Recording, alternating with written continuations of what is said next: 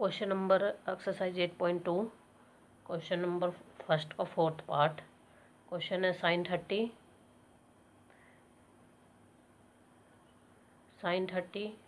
Plus tan 45 minus cosecant 60 upon sec30 plus cos 60 plus cot 45। ठीक है भाई, तो sin30 की वैल्यू कितनी होती है 1/2, tan 45 1, कोसिकेंट 60 2/√3।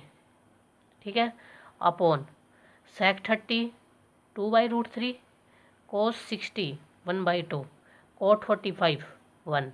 ठीक है, देखो पहले हम इन दोनों को सॉल्व करेंगे। ये जो मैंने हल्का सा ब्रैकेट डाला है इसको, ये इन दोनों को न्यूमिनेटर और डिनोमिनेटर में मैंने जहाँ हल्का सा ब्रैकेट डाला है, पहले हम उनको सॉल्व करेंगे एलसीएम लेके। तो उनको सॉल्व करेंगे, ये मैंने लाइन खींच दी। 2 और 1 का एलसीएम 2, 2 को कितने से मल्टीप्लाई करवाऊंगी 2 आए 1 से, तो ऊपर वाले की गुना भी 1 से होगी। 1 को कितने से गुना करवाऊंगी आंसर 2 आए 2 से, तो इसकी मल्टीप्लाई भी 2 से होगी। ये ऐसे कैसे उतार दो। अब इन दोनों का एलसीएम ले लो। 2 और 1 का एलसीएम 2, 2 को कितने से गुना करवाऊंगी 2 आए 1 से, तो इसकी भी मल्टीप्लाई 1 से होगी। इस 1 को कितने से गुना करवाऊंगी 2 आए 2 से, तो इसकी गुना भी 2 से होगी। तो ये हो गया भाई। ठीक है, यानी ये आ गया 3/2 माइनस 2/√3, और ये नीचे आ गया 2/√3 एंड ये आ गया 3/2। ठीक है, अब फिर से एलसीएम लेना है। फिर से एलसीएम लेंगे अगर हम, तो क्या आएगा भाई 2 और √3 का एलसीएम 2√3। अब इधर देखो 2 को कितने से गुना करवाऊंगी आंसर ये आए √3 की से, तो √3 की गुना ऊपर भी होगी। ये नहीं है कि नीचे नीचे होगी, नीचे गुना करके तो हमने इकट्ठा लिख दिया, लेकिन ऊपर भी होगी। तो 2 को कितने से गुना करवाऊंगी 2√3 आए √3 से, तो ऊपर भी √3 से गुना होगी। ठीक है, फिर माइनस का साइन है। √3 को कितने से गुना मल्टीप्लाई करवाऊंगी हमारा आंसर ये आए, ये आ जाए। किस चीज़ की कमी है, √3 तो है, किस चीज़ की कमी है 2 की, तो 2 से गुना होगी, तो इस ऊपर वाले की भी 2 से गुना होगी। मेरे हिसाब से बात समझ में आ गई है। अब देखो फिर से इन दोनों का एलसीएम लेंगे हम, फिर से क्या आएगा 2√3। इस √3 को कितने से मल्टीप्लाई करवाऊंगी ये आए, 2 की कमी है तो जाहिर सी बात है 2 से करवाएंगे, तो ऊपर वाले को भी हम 2 से करवाएंगे। फिर इस 2 को कितने से गुना करवाऊंगी ये आए, √3 की कमी है तो √3 से करवाएंगे, तो इस ऊपर जो 2 के ऊपर जो होगा उसकी मल्टीप्लाई भी हम √3 से करवाएंगे। ये हमने लिख दिया। ठीक है, ये फर्स्ट पोजीशन पे है, ये मान लो इसकी सेकंड पोजीशन है, इसकी थर्ड पोजीशन है, और इसकी फोर्थ पोजीशन है। ठीक है, ये first position, second position, third position और फोर्थ पोजीशन।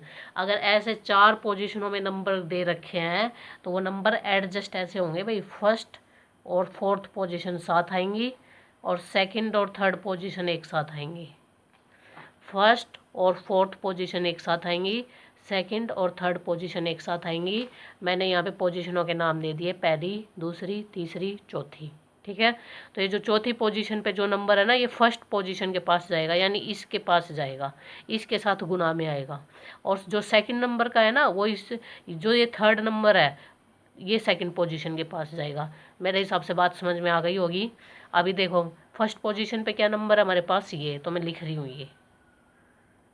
ठीक है, फोर्थ पोजीशन पे कौन है 2√3, तो मैं इसके साथ गुना में लिख रही हूँ 2√3 गुना में, अपॉन। अब सेकंड और थर्ड पोजीशन एक साथ आएंगे, सेकंड और थर्ड, तो सेकंड पोजीशन पे क्या है ये है सेकंड पे, और थर्ड पे क्या है, ये प्लस में है, तो हम इसको आगे लिख लेते हैं भाई। ठीक है, बताऊंगी क्यों लिखा है ऐसा। इससे ये कैंसिल हो गया, तो हमारे पास क्या बचा 3√3 -4 अपॉन 3√3 +4। क्योंकि डिनोमिनेटर में क्या आ गया, रैशनल फंक्शन आ गया, तो हम इसको हटाएंगे। तो मोस्टली 99% जब भी आपको ये लगे कि आपको फंक्शन रैशनलाइज करना है, किस लिए, डिनोमिनेटर से ये रूट की टर्म हटाने के लिए, या यूँ कह लो इरेशनल नंबर हटाने के लिए, तो रूट वाली टर्म को ही आगे लिखते हैं 99%। और लिखा भी वैसे ही जाता है, अदरवाइज माइनस प्लस की मिस्टेक हो जाएगी। तो हमेशा जो रैशनलाइज करने का अगर सोच रहे हो, तो जो इरेशनल फंक्शन होता है उसको आगे लिखना, और जो रैशनल होता है, रैशनल मतलब जिसके ऊपर रूट नहीं होता, उसको पीछे लिखना। ठीक है, ये हो गया। रैशनलाइज का बताया था, अगर ये डिनोमिनेटर में 3√3 + 4 है, तो हम रैशनलाइज करेंगे 3√3 - 4 के साथ। तो ये कर दिया। ठीक है, तो फिर ये हो गया नीचे a+b, और ये हो गया a-b। ठीक है, तो ये हो गया a² - b²। a+b का फॉर्मूला क्या होता है, a² - b। तो ये देखो, ये a हो गया, ये b हो गया, ये a हो गया, ये b हो गया। यहाँ से a+b, यहाँ से a-b, यानी निकल के क्या आएगा, a² - b²। तो अभी इससे अगली टर्म में देखो क्या आएगा। अच्छा, ऊपर देखो, पहले डिनोमिनेटर के लिख देते हूँ, चलो। 3√3 का स्क्वायर -4 का स्क्वायर, इस आइडेंटिटी से, a² - b² की आइडेंटिटी से। ठीक है भाई। फिर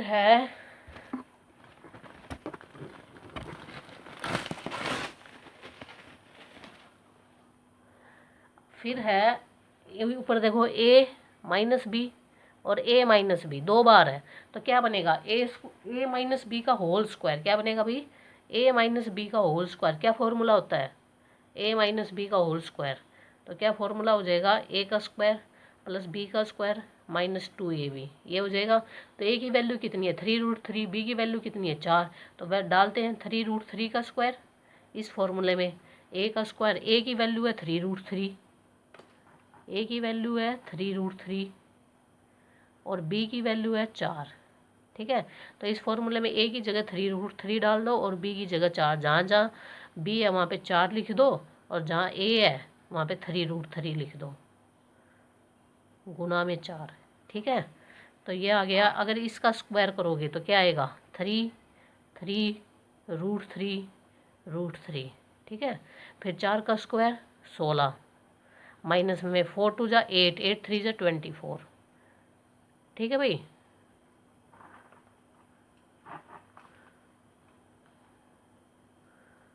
अपॉन इसका भी स्क्वायर है 3√3, 3 × 3√3 × √3 -16। ठीक है, तो यार ये आ गया भाई, 3 × 3 = 9, और √3 और √3 कराओगे तो 3 आएगा।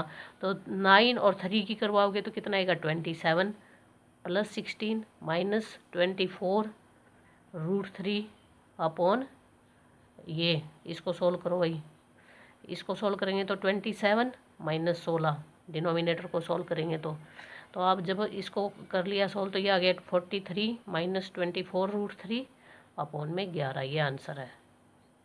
ठीक है, ये आंसर है भाई। इसके बाद नेक्स्ट क्वेश्चन है भाई,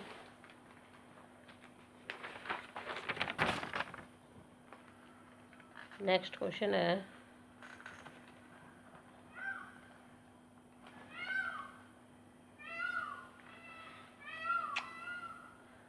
5th पार्ट है। 5 cos² 60 + 4 sec² 30 -tan² 45 upon sin² 30 + cos² 30, ये है। ठीक है, अब देखो हम स्टार्ट करते हैं। ये 5 की 5 है, 5 को तो ऐसे कैसे उतारेंगे, cos 60 की वैल्यू कितनी होती है, 1/2। इसके ऊपर स्क्वायर है तो हम स्क्वायर करेंगे भाई, +4। sec 30 की वैल्यू कितनी होती है, 2/√3। स्क्वायर है ऊपर, तो हम स्क्वायर कर दिया हमने sec 30 की वैल्यू लिख के। फिर माइनस में 1, tan 45 की वैल्यू 1, और स्क्वायर है तो हम भी स्क्वायर कर देंगे 1 का। फिर अपॉन में sin 30 1/2, और इसका स्क्वायर cos 30 √3/2, और ये स्क्वायर है तो स्क्वायर, ठीक है। फिर देखो 5, 1/2 4, मतलब 1 का स्क्वायर 1 और 2 का स्क्वायर 4, तो ये आ गया। प्लस 2 का स्क्वायर 4 गुना में है, डॉट का मतलब 10th क्लास में गुना होता है। √3 का स्क्वायर 3 -1 अपॉन 1 का स्क्वायर 1, 2 का स्क्वायर 4, √3 का स्क्वायर 3 और इसका 4, ठीक है। उसके आगे एलसीएम ले लो, कितना आ गया 12, ऊपर वाले का लिया है अभी सिर्फ 4, 3 और 1 का एलसीएम 12। 4 को कितने से गुणा करवाऊंगी 12 आए 3 से, तो 5 की गुणा भी किससे होगी 3 से, तो यहाँ पे 5 3 जा 15, ठीक है। 3 को कितने से गुणा करवाऊंगी 12 आए 4 से, तो ये तो 4 चौके 16, 16 को एक बार 3 से और करवा दो तो 48 हो गया।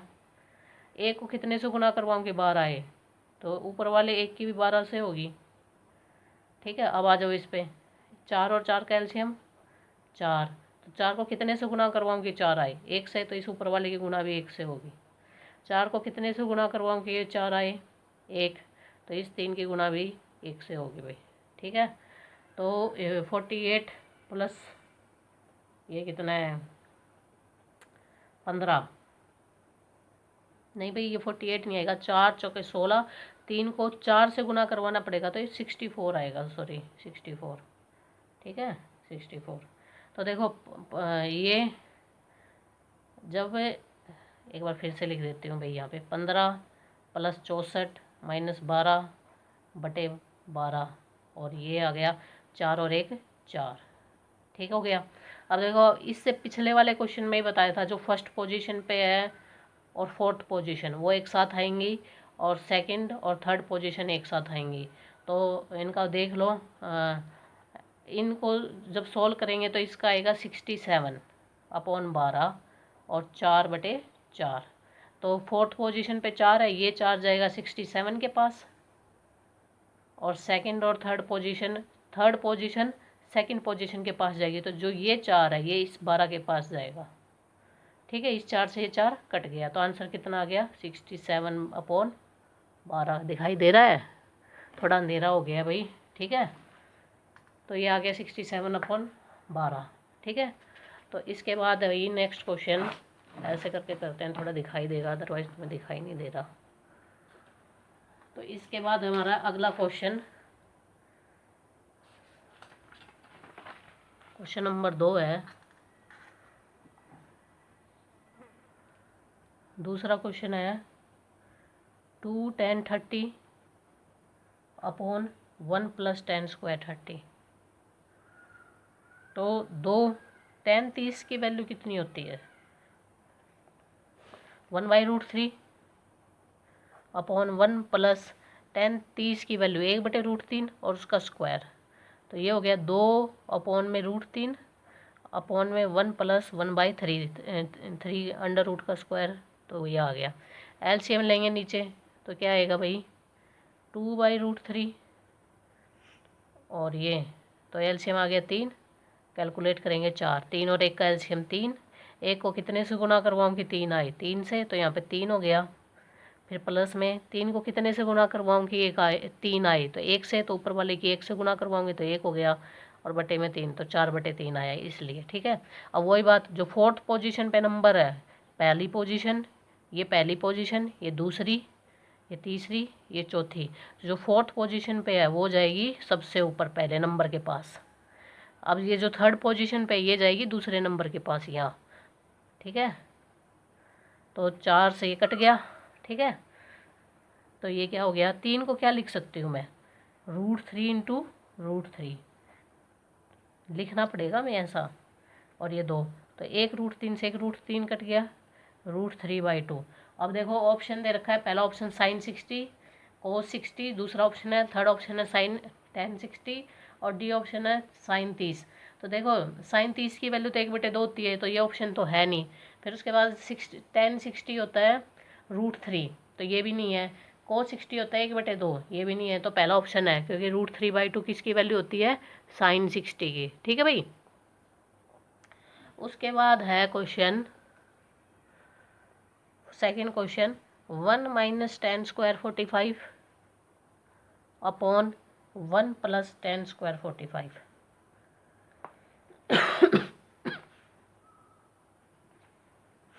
तो 1045 की वैल्यू 1, तो हम यहाँ पे 1 पुट करेंगे, तो ऊपर स्क्वायर है तो हमने स्क्वायर कर दिया। फिर इस 1, ये 1 की जगह तो 1, फिर प्लस का साइन है तो प्लस, फिर से 1, 1 माइनस 1 0, मतलब 1 का स्क्वायर 1, इसलिए 1 माइनस 1 0, और 1 प्लस 1, तो ये आ गया 0/2। आंसर कितना आ गया 0। तो इसका आंसर डी ऑप्शन सही है 0। ठीक है भाई। फिर उसके बाद है पहले फोर्थ ऑप्शन देखो, फोर्थ क्वेश्चन देखो, फिर थर्ड करेंगे। 2 10 30 वैसा ही है सेम जैसा पहला करवाया था, सिर्फ प्लस माइनस का फ़र्क है थोड़ा सा। ठीक है। तो कितनी होती है 10 30 की वैल्यू 2/√3, और नहीं sorry 1/√3। 1 minus ten square 30 1 by, ये स्क्वायर था तो स्क्वायर कर दिया, तो फिर से लिखो इसको 2/√3, 1 माइनस √3 का स्क्वायर 1/3, एलसीएम ले लो।